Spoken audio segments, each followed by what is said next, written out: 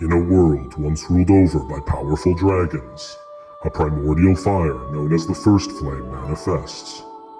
In this age of darkness, four beings discover the Lord Souls, essences which grant them immense power, enough even to fight against their dragon overlords. Thus begins the Age of Fire, in which some semblance of order is brought to the world. However, it is not long before the First Flame begins to dwindle, and it is only by Gwyn, Lord of Sunlight's sacrifice, that the Age of Fire is prolonged. Now stricken by a curse, humanity is slowly losing their minds as they resurrect over and over, a process known as hollowing. As the First Flame dwindles to ash, will anyone be able to reignite the Age of Fire, or will the world be plunged into darkness once more? With the advent of universes beyond, Magic the Gathering has released cards that reflect a host of iconic, popular, and interesting franchises.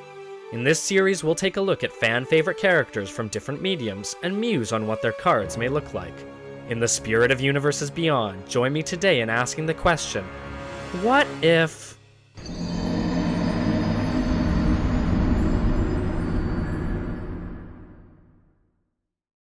Hello, ladies and gentlemen, everybody in between. My name's Kieran, and welcome to Magic the Gathering What If, a show where we're going to look at some cards that are not real, but muse as if they were real. So in this series, we are selecting popular IP, popular franchises, and creating cards to take a look at and ask what if that series was in Magic the Gathering. This is Filthy Casuals. If you haven't seen our channel before, thank you for watching. Normally we do a Magic the Gathering progression series, which is usually hosted by myself and my friend Colin, and we are opening packs of Magic from Magic's history, building decks and having games against each other. So if you haven't seen that series, I recommend going and checking that out. And for those who know who we are and have been around for the whole time, welcome to this new experiment. So today we're going to be looking at some cards that I've actually designed and pretend as if they're real and talk about them.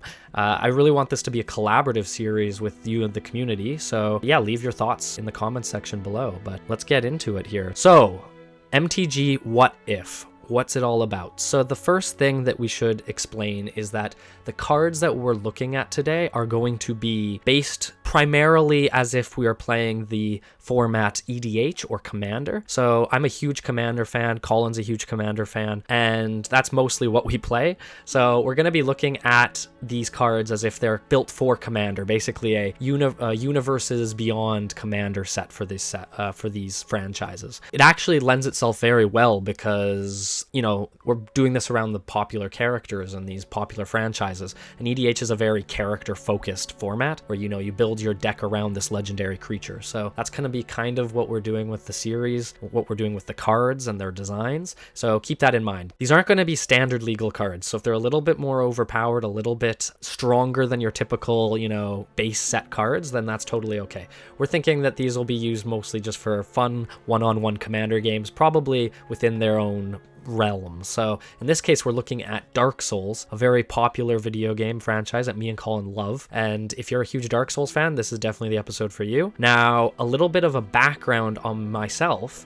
For those who don't know, I'm actually a professional, we're filthy casuals. I don't know if we can be professional anything, but I'm a professional working game designer. I work on games for mobile, I work on games for console and PC. I love making board games, and I loved making card games growing up. But just a little bit of background on myself, because obviously people love to make cards and make fake Magic cards, make fan-made Magic cards, and create their own designs. But what I've seen is typically a lot of these cards end up not really reflecting the game. That is to say, they might have weird inconsistencies in the way they've been written. They might be a little too overpowered or underpowered, and that's totally fine because the people making them are making them out of their love for the franchise and the characters that they're making those cards for. But one of the goals for this series is to actually try to make cards that are reasonably balanced. That is to say, you could bring these to your Friday Night Magic and play them against a group in a pod for Commander.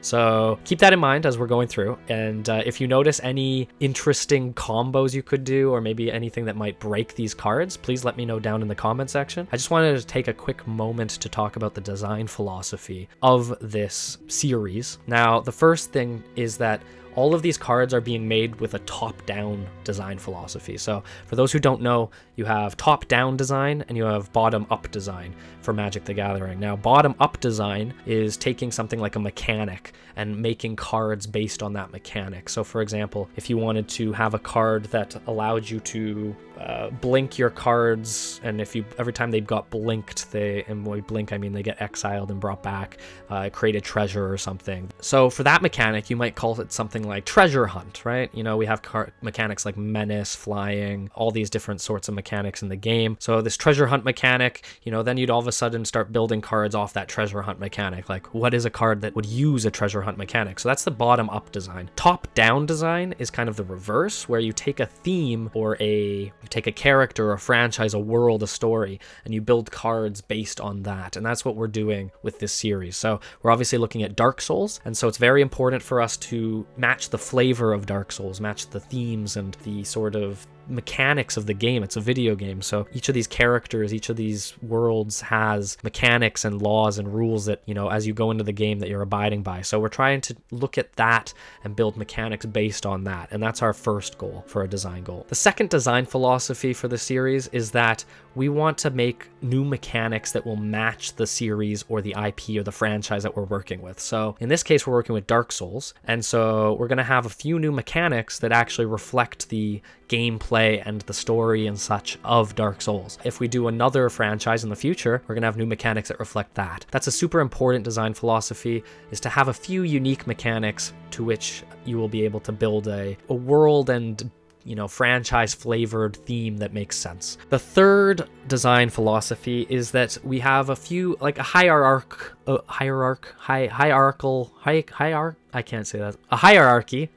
of design sort of things that we're thinking about, or I should say that I'm thinking about while I've been making these cards. Now, obviously, there's sort of a common joke these days that Magic cards have been getting longer and longer. You can see cards from back in the day. Some of them had a lot of text, but for the most part, you know, they were very simplified. And then you see today's cards and they're just chunks of text. Players don't generally like these long text boxes that they have to read and reread. It starts to look like cards from Yu-Gi-Oh! At that point, and that's something we want to avoid. That said, we are going to be prioritizing interesting designs and interesting flavorful mechanics that fit those cards above the brevity of the cards. So there's going to be a few cards you see where you're like, oh, Kieran, those have a lot of text on them. And I agree. I probably could cut certain parts of the cards or make them a little shorter, but then in my opinion, it wouldn't make them as interesting or as accurate to the franchise that we're doing. So that's sort of the way I've been processing the designs. Let me know in the comment section if you agree or disagree, but I think we've come across some cool, interesting ideas that even though it makes the card look a little bit long, they're not as complicated as they may seem. So these are the three design philosophies for the series. A top-down design focused on the flavor and themes of the set and the franchise, a couple new mechanics for us to play around with that fit the themes and the stories and the characters, and a priority over interesting designs over the brevity of the cards, while still trying to make sure that the cards stay as short and sweet as we can. All right, now before we jump into the specific cards, we're going to actually give a little bit of a sneak peek of a couple mechanics in this set. Large soul of a lost undead who has long ago gone hollow. So the first mechanic, which you can see here, this idea of artifact souls. So in Dark Souls, whenever you kill enemies, they drop souls, you gain souls. It's basically your experience points that levels you up, or you can use it to, you know, purchase items and stuff like that. So souls are very, very iconic to the Dark Souls franchise, and so we're actually going to be using souls kind of in the similar vein as we've seen with cards like treasure tokens, clue tokens, food tokens, those sorts of cards. So a soul token is an artifact soul. So you can tap and sacrifice a soul to put a +1/+1 counter on a creature that you control. This sort of represents the fact that you're using the soul, like you would in Dark Souls, to sort of buff yourself, give yourself level up with your +1/+1s. This is kind of an interesting little artifact token. You might be asking yourself, okay, well, how do you get souls? That's a great question, and we will be getting into that as we look at future cards. Now, for those who know, in Dark Souls, you kill enemies to get souls, or you kill creatures to get souls. So you might have a hint of how that's going to end up being implemented into the set. All right, leading in from souls, we actually have the next step above. And for those who are big Dark Souls fans, you're going to recognize the boss souls. So I had to make sure that we had souls and boss souls in this set, and so we have these legendary artifact tokens, boss souls. As you can see, this is just a template soul of the boss's name. So for example, if it was Gwyn, it would be Soul of Gwyn, Soul of Nito, those sort of famous Dark Souls characters which give you boss souls in the game. Now, similar to the souls, boss souls are kind of in the same ballpark. So you tap and sacrifice this artifact, search your library for an equipment card, reveal it and put it into your hand, or put 2+1/+1 counters on a creature you control. So this is a way that you can either get an equipment from your deck into your hand or buff one of your creatures by a little bit more than a normal soul would. The reason for the artifact search is actually because in Dark Souls, you can use your boss souls to craft powerful equipment and powerful items. And so this is kind of reminiscent of that sort of in-game mechanic where you're going through your library and finding an equipment card. Now, obviously, in the games, you create specific equipment, but for the purposes of this, it's going to just search for any equipment or put 2+1 counters on a creature you control. Now, similar to souls, how are you going to get these boss souls? Well, you're going to have to find out, but I just wanted to give you guys a quick sneak peek of what one of the mechanics was, and that's souls for Dark Souls. All right, so next we're going to talk about a series of cards which are going to feature for each of the characters that you're going to see. So the way I've designed these is basically we're going to have a certain amount of legendary creatures which will act as sort of your commanders for the Magic game, and each commander is going to come with a set of, let's say, 10 cards that are going to be for that commander deck. So if you've ever bought a commander product, you know, it's a similar concept where you have your face commander that is the big name and face, and then there's a bunch of unique cards in that deck. So we're going to kind of go with that as if this was a Universes Beyond product, and each of the commanders that we're going to showcase is going to have about 10 cards that they're going to be using. Now, for my sanity, because I don't want to design 10 unique cards per character, because that's just going to take forever, I actually designed a series of cards that's going to show up in each of the decks. So today that's what we're going to be looking at, are these sort of generic Dark Souls cards that each deck is going to have access to. Rest now, wary traveler. Thine enemies shall wait for you.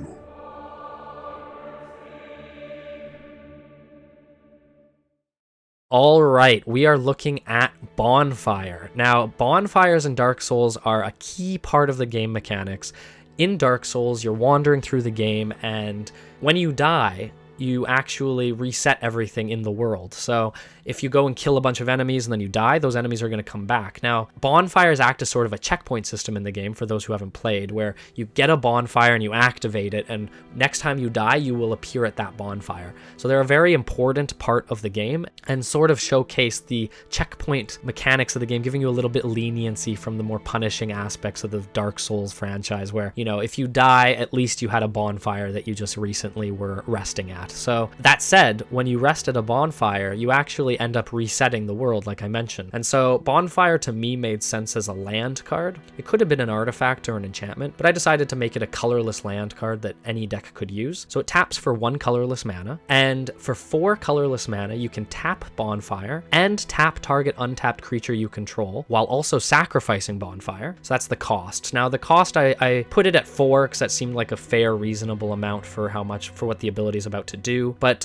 you tap an untapped creature you control. You might think that's a bit of a strange cost, but the reason I did that was because in Dark Souls, you're resting at the bonfire. You're sitting down, you're resting at the bonfire, resetting everything. So I figured if you're going to use the bonfire, you should have a creature that, you know, you have to tap. So you tap an untapped creature you control and sacrifice Bonfire. Return from the graveyard to the battlefield all creatures that died this turn, and then untap all creatures. So that's sort of the way that, you know, the bonfire resets the world. So this would be useful if, you know, you lose a lot of your creatures in a combat phase, or your opponent uses a board wipe that just wipes your side of the field. You can sacrifice the bonfire, tap one of your creatures, assuming you have one left to tap, and return to the graveyard or battlefield all creatures that died this turn. Now, the important thing is that it returns all creatures that died this turn, including your opponents. So you have to be careful how you use this. Probably you're most likely using this to save a valuable creature or something like that. But, you know, maybe after a big board wipe, you could use this and just bring everything back to the battlefield. It also untaps all creatures, which obviously allows everybody to be ready and able to block and do all those sorts of things. So this is Bonfire. It's an iconic part of Dark Souls mythos, and it's quite a powerful land if you have access to it. Being colorless is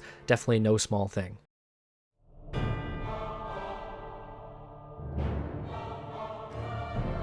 The dark sign signifies an accursed undead. Those branded with it are reborn after death, but will one day lose their mind and go hollow.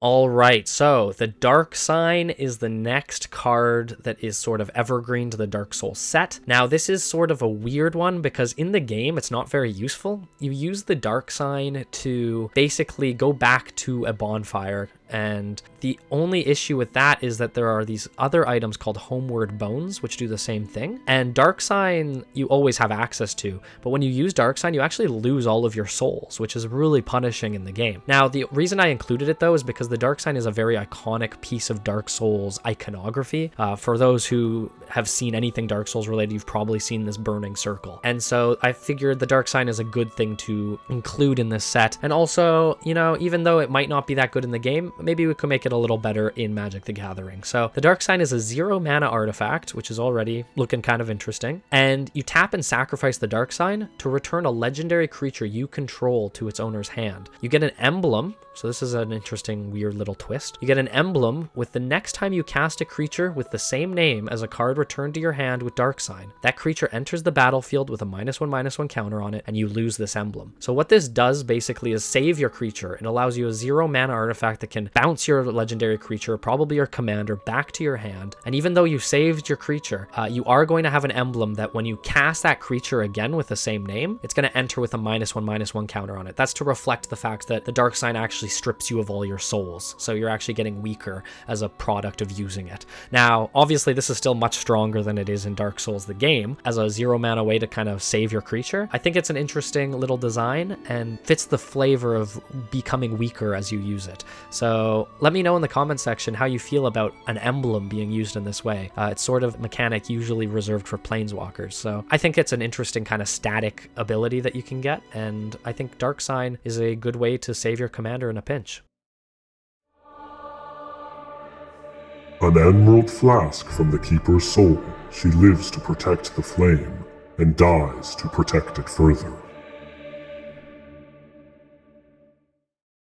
All right, for those who've played Dark Souls, you will absolutely recognize Estus Flask. Now, this is an item that is incredibly important as you're playing Dark Souls, as it's basically one of the few ways to heal yourself. They're basically hit point HP potions in the game with limited uses that become refreshed as you go to the bonfires to rest. So Estus Flask had to be a legendary artifact. It's too much of an iconic piece of Dark Souls to not be legendary. And Estus Flask actually costs X and X. So for those who aren't as familiar with Magic, when card costs X, you pay as much mana as you want into X. So X could be 3, X could be 10, X could be 0. For X and X, you actually have to put the same amount of mana into both X's. So if you wanted X to be 1, you'd have to pay 2 mana, 1 and 1. If you wanted X to be 3, you'd have to pay 6 mana to be 3 and 3. So it's just a way to somewhat give a card a more expensive toll while still allowing it to use the X sort of mechanic. So Estus Flask enters the battlefield with X charge counters. So if you were to, for example, to pay 4 mana, it would enter with 2 charge counters. If you were to pay 6 mana, it would enter with 3 charge counters. You can remove a charge counter from Estus Flask and regenerate an untapped creature you control. Now, this is to represent the fact that, you know, if you're dodge rolling in Dark Souls, I was imagining you being tapped as you're like dodge rolling or, you know, doing any sort of activity like that. You can't use the Estus Flask. So it can only be used to regenerate an untapped creature. Also, because once you use it and you regenerate a creature, once a creature is destroyed with regenerate, it actually taps it. So you're only able to save a creature once with an Estus Flask in this scenario. Now, obviously, you know, you want to have as many charge counters as you can on it. So you might want to be spending, you know, upwards of 8 mana to get 4 charge counters. But the real strength of Estus Flask comes from its life gaining potential. So you can tap Estus Flask and remove a charge counter from it to gain 10 life. Now that's huge. That's a quarter of your life in a commander game, half your life in a regular game of Magic. Now, obviously, I kind of built this from the ground rounds up thinking about the other cards that give you, 8 or 10 life.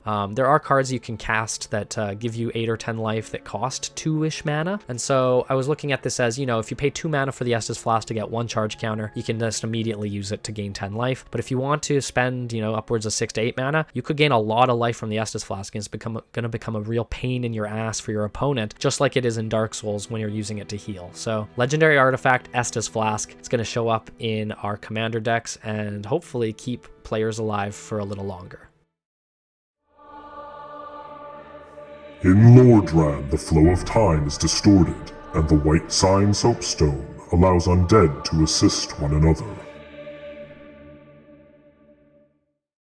Okay, so the white sign Soapstone, this one's near and dear to my heart because actually the only way I've played Dark Souls personally is that I've played them alongside my co-host for Filthy Casuals, Colin. We've been playing all the games co-op, and if you're playing Dark Souls co-op, you need a white sign Soapstone. It's the only way to summon a friend and ally to your world to help you. And so me and Colin have used the white sign Soapstone way too many times, and so I knew it had to be part of this collection of cards. So it's a legendary artifact for 3 mana. You pay X and tap it to reveal cards from the top of your library until you reveal a legendary creature with mana value X or less. Exile that card and put X time counters on it. If it doesn't have suspend, it gains suspend. So this is kind of to represent the fact that you are summoning a legendary ally to your side to help you. But it's going to take some time, the online servers might not always be quite there, and so that's the suspend mechanic at play. For those who don't know what suspend does, because it's not shown on the card, a suspended card in exile, you remove a time counter from it on each upkeep, and once it has 0 time counters on it, then the card can be cast for free. So for example, let's say you pay 5 mana, you get to basically look to the top of your deck till you hit a legendary creature with 5 mana or less and put that card into exile with 5 time counters on it, and in 5 turns you're going to cast the card. So obviously the more mana you dump into it, the bigger target you can get, but also the longer you're going to have to wait. So you might actually want to just have some cheaper legendary creatures in your deck, 2-3 mana, that you can be able to get with white sign Soapstone. That's a bit of a tongue twister to say. Yeah, let me know about this card in the comment section. What do you think about it? I think it could be quite useful. It could even potentially lead to some combos if you know what you're going for, but I think it's an interesting way to kind of showcase Dark Souls' multiplayer aspect. So yeah, white sign Soapstone. White sign Soapstone. I'm never gonna get it.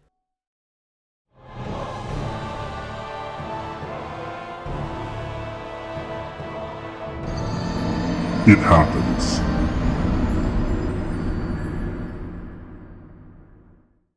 All right, and our last card for today's episode, we're going to look at You Died. Now, this is a bit of a meme in that in Dark Souls, the whole joke of Dark Souls is you're going to die constantly over and over again.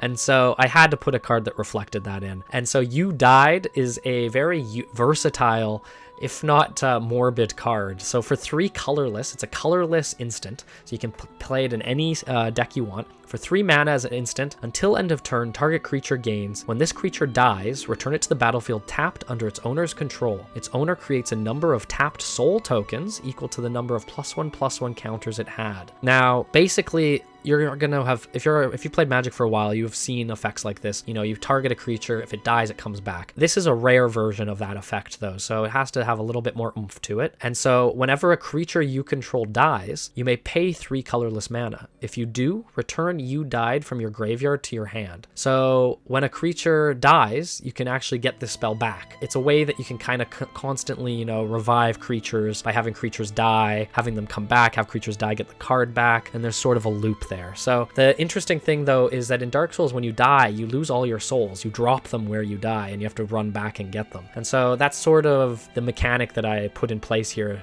When the creature dies, you return it to the battlefield tapped, because it's sitting at a bonfire under its owner's control, so it might not be your creature. And its owner creates a number of tapped soul tokens to to represent you dropping the souls, equal to the number of +1 counters it may have had. So if a creature dies and you use this card and it had 3 +1/+1 counters on it, then you'll get 3 tapped soul tokens. So you're not going to be able to use them immediately if you recall the soul token mechanic to buff that creature again. You're going to have to wait till your next untap step where you're going to untap and then use those souls, maybe on the creature that died, maybe on somebody else. But yeah, that's sort of represent the death mechanic of Dark Souls. So this one was a tricky one. You know, you want to make it strong. It is a colorless spell, so it's pretty easy to cast. But for 3 mana, I think it kind of is a fair amount of mana to pay for this effect, especially because it has some recursion to it. And so, yeah, let me know in the comments, how do you feel about the mana cost of this card and the recursion cost of this card? But I think it is flavorful for Dark Souls and dying in the game.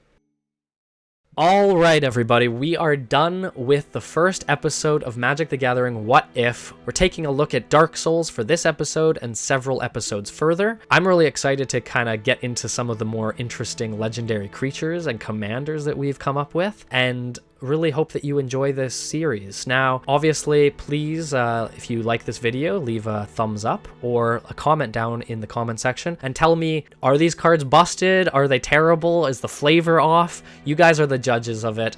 I'm not a super Dark Souls fan. I am a Dark Souls fan, but I'm not a super fan. So if you think that there's any adjustments or any sort of ideas that you have for these cards, I'd love to hear it down in the comment section. But we're not going to be looking at any legendary creatures today. Next episode, we will be looking at our first commander for Dark Souls and the associated cards with that. So I hope that everybody has enjoyed this bit of an experimental series. I think it's a lot of fun. I quite enjoy designing cards, and so I hope that you appreciate the flavor and work that went into them, and I can't wait to show off what we have down the pipeline. So that's going to be it for now. We here at Filthy Casuals are exploring the multiverse and asking the question, what if these cards existed? What if Dark Souls was a Universes Beyond product? And you know, the fun thing is, if Magic the Gathering and Wizards of the Coast decides to do a Dark Souls Universes Beyond set, we'll be able to compare them with the designs that we have here. So thank you for watching. Stick around for the next episode where we're going to jump into some very interesting character designs, and I'll see you guys in the next universe.